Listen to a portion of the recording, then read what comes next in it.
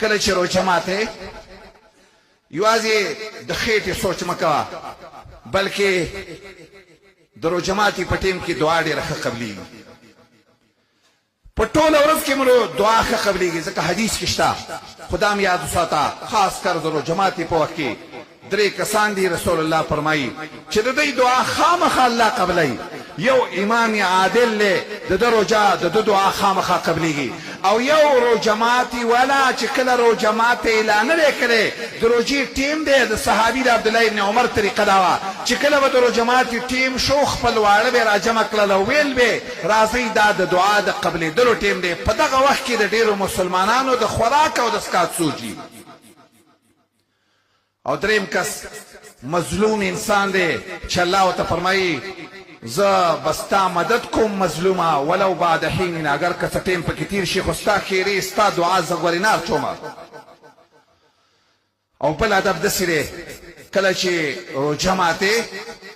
نو بس داسې وایه اللهم لک صمت علی رزقک افطرت بس دې کې چې کومې نورې ټکي خلق نه باسي اللهم لک صمت وبک آمنت وعلیک توکلت دا هغه ټکي دي چې دا نه رسول الله ویلي دي نه صحابه ویلي دي بلکې الله بني اسرائیل په یو ټکي باندې تباه کړي و چې هغه په حتتن کې صرف نون نه ایستلی و الله تباه کړه چې یو سړی پکې د رسول الله د پاسه ځان دومره زورور کړي چې 2 او 3 ټکي پکې نه باسي دا خو د انسان د تباهۍ لپاره ډېره یو قوي ذریعه ده بس آسان ټکي دي اللهم لک صمت علی رزقک افطر او کله چې د روژه سره خوراک دې وکړو